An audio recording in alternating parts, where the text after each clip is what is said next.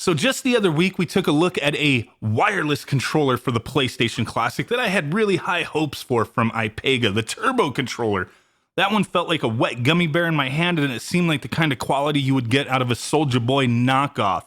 But in that video as well, a lot of people had brought up this particular controller, this Uke, whatever the heck it is, and said, hey, this is a pretty damn good controller. You should check it out. And then I saw a lot of other people just bring it up. Hey, I've heard about this one. Have you checked it out yet?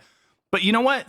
We're finally taking a look. So I found these at GameStop. From what I'm seeing, it seems like these are exclusive there.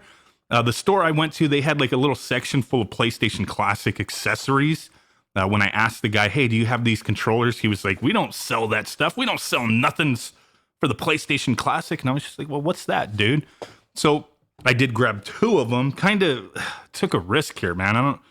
It is what it is. But they were $9.99, the price tag that was on here. When the dude rang them up, they came up at $20 each. I was not going to buy them at $20 each. But he said, you know what? I'll do you the favor and give you the price that was on the sticker. It's like, come on, man. Like, you're not really doing me a favor, but okay. Let's do it. You got to give the person the price that the sticker says, so it's not really that much of a favor, right? But here it is. Cost me $10, bought two of them. I have used them quite a bit, so I do have some impressions of these things. But I'm going to test it out, show you guys some stuff, because there was a few people really speaking very highly of this thing. And I don't want to disappoint anybody, but we just might have to. Wireless controller, traditional layout, comfortable ergonomic design, simple plug-and-play connection, includes 2.4 gigahertz wireless receiver to connect from your console. Requires 2 AA batteries, not included. They could not include those things. So it was sealed on the top and the sides here, full of dust as well. I already took the seals off. This one I have not taken a look at yet, but just wanted to get it out of here fresh for you guys to take a look at what's included when you first open this thing up. Little baggie with the receiver, which actually looks really nice. I like how it's styled. Like, it's pretty much the same almost, just a tiny bit bigger from the way the official controller for this system is shaped. So I thought that was pretty neat. Nice little touch. The other one had that like very generic looking adapter, but no big deal. And then here's the controller itself. The buttons, they use dots to say, hey, this is the X, square, triangle, and circle. The select, start, and on and off buttons are very chunky. The L and R's are the 1, 2, L1, L2, that kind of thing, all up there. On the back, you do have this little, come on, bitch. Oh, man, I almost broke it opening it.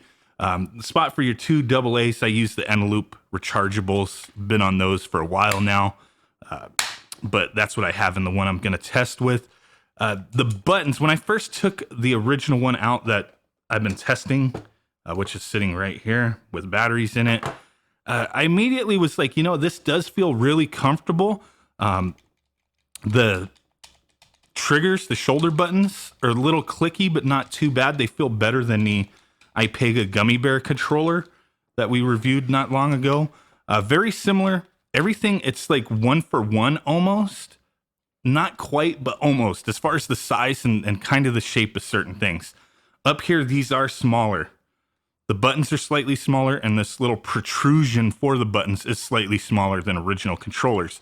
But everything else, like the circle, around where the buttons are, all that stuff is pretty much the same shape, the handles, all of it. So it does feel pretty much like you're holding one of these. But that's kind of where things end as far as what I like with this controller.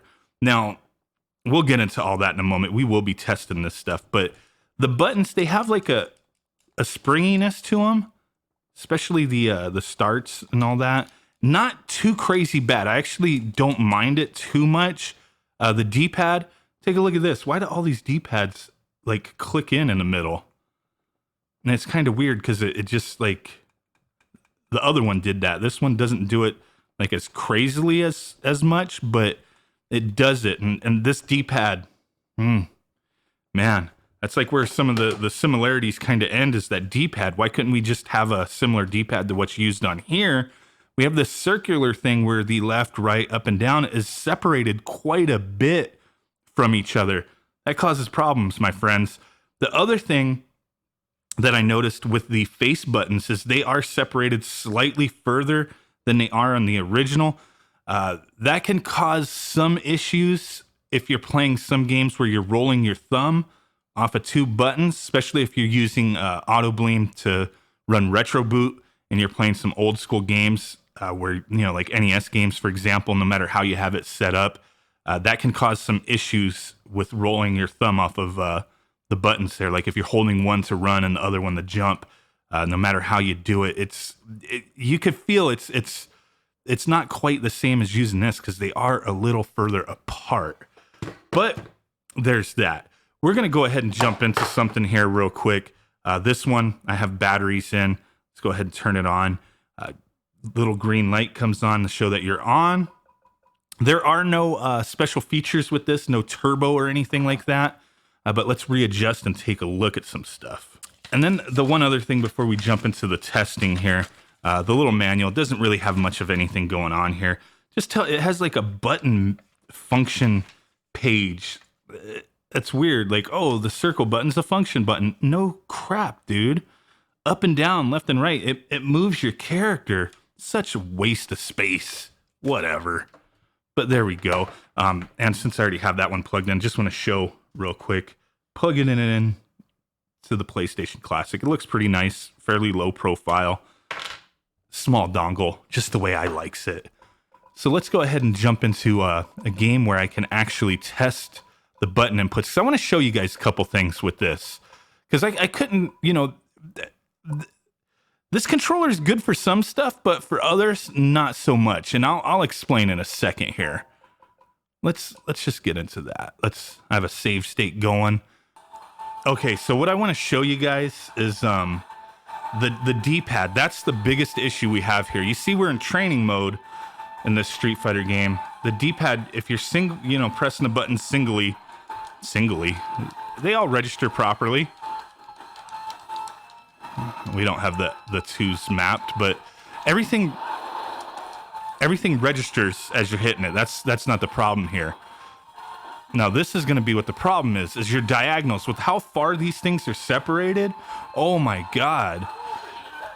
It's like I've had to really practice very hard to even be able to do a Hadouken.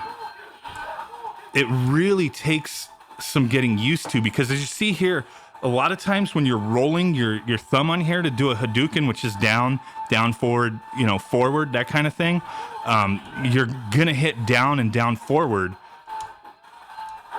instead.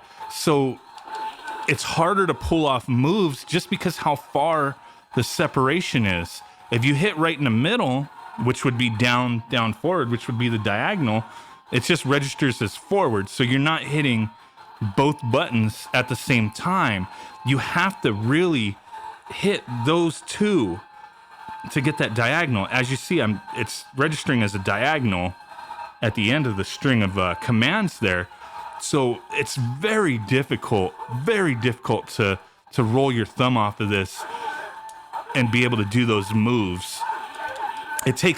For me, it took a while to get used to that.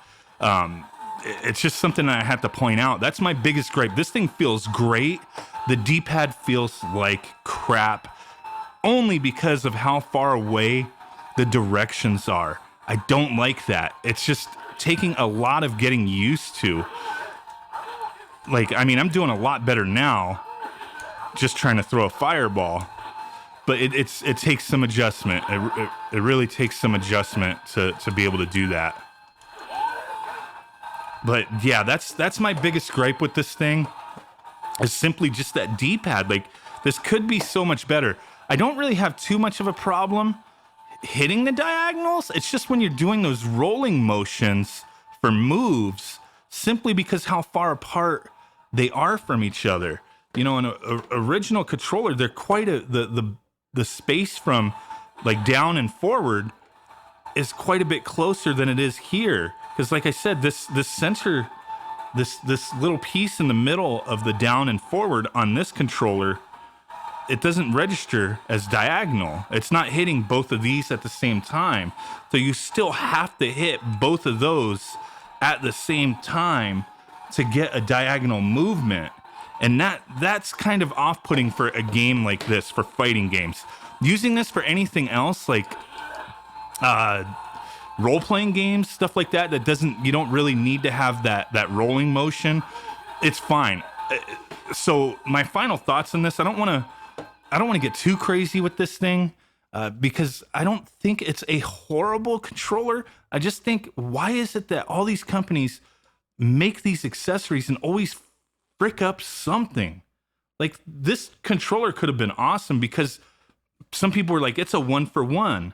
It's almost, not quite, but as far as the molding of the shell goes, it's almost 1-for-1. The feel of it in your hands almost feels the same. It's just the button spacing being a little too far, but that's subjective. Some people might not mind that. It's this D-pad, how far away the down and forward, the directions are from each other for you to easily register your diagonals. Definitely a way better controller than the iPega Turbo controller, in my opinion. I'm not going to return these. So, that should really speak of what my final thoughts are on this. I'm not going to return these, but I'm also not going to use these for every single game that I play on this system. It took some getting used to with some things. Like, this will be something I'll use for role-playing games. I mean, pretty much it. Role-playing and strategy-type games. Anything else, for the most part, no. It's one of those things where I did try this in retro games, playing like Super Mario Brothers. And I could play Super Mario Brothers 1 decently well with this controller, but I also have that difficulty with, sliding, pressing down and sliding underneath a brick and jumping up and hitting it because of this controller, just the way the D-pad is. So it's not one that I could recommend or not recommend. It's just really going to be based upon, what you accept with this thing. Like I said, I can't use this for fighters. That's kind of off limits. Some of the old school stuff I won't use it for. But if I'm just chilling, playing some role-playing games, I'll use this. This is a controller for role-playing games for me. That's about it. Some of the racers and stuff I had no problem playing as well. But yeah, it's just, man, I know the PlayStation Classic and new accessories are not really happening anymore. It's kind of past its life cycle. It came out about a year ago, and it's only got this life in it because of all this hacking and modding. But it's like, I do want to find something nice for it as far as stuff like this goes. But seems like just have to stick with the 8-bit Bluetooth adapter and use a PS4 controller. So there you guys go. Just wanted to give you guys my thoughts and opinions on this thing. Make up your mind. You might be able to find these at GameStop. They might still be marked at $9.99, and they'll just give it to you for that price. But at $20, I wouldn't buy them. $10 is a maybe, depending upon if you're going to use them for the stuff like I've used them for. So there you go. Appreciate you guys stopping in. With that said, I will catch y'all next time. Peace out, bye-bye, and boom. Bye. Thumbs up.